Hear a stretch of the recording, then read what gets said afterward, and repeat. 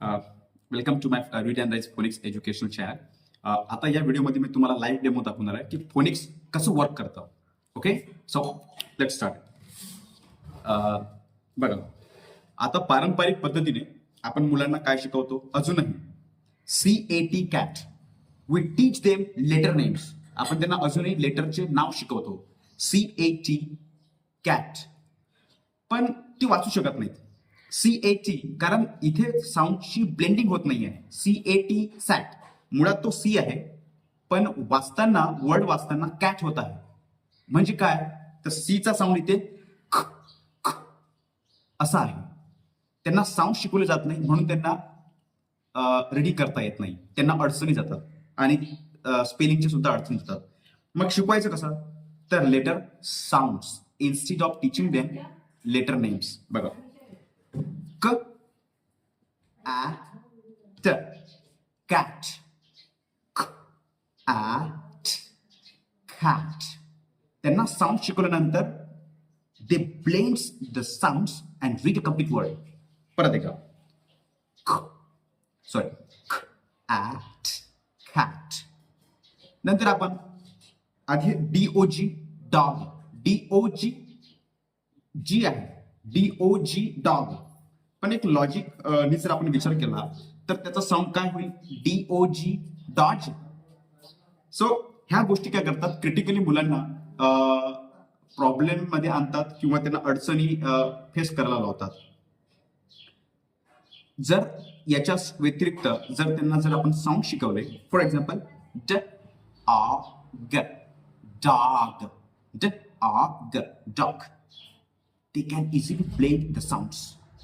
Okay, आणि easily ते read करू शकतात पूर्ण वर्ड.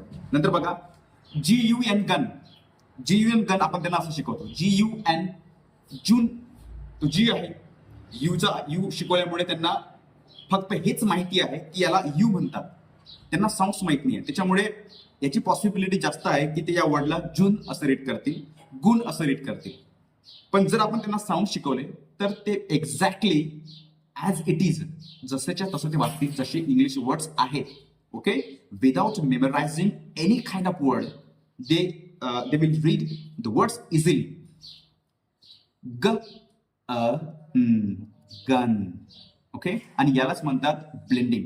आणि अशाच पद्धतीने फोनिक्स वर्क करतं. फॉर एक्झाम्पल, हा आहे जी.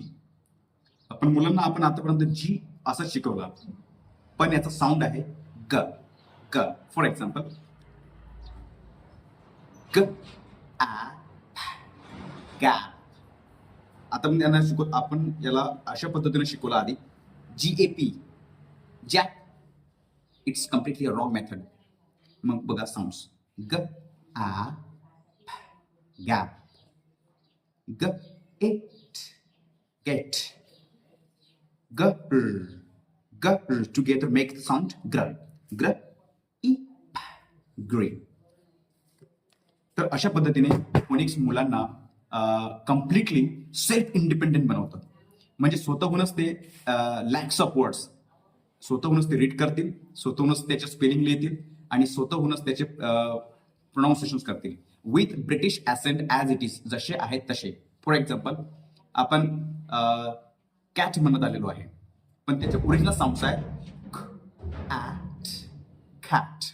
तर अशा पद्धतीने फोनिक्स ही मुलांना खूप सहज, इन अ फन वे, पूर्ण बेसिक इंग्लिश रीड करायला शिकवतं आणि स्पेल करायला शिकवतं. थँक्यू.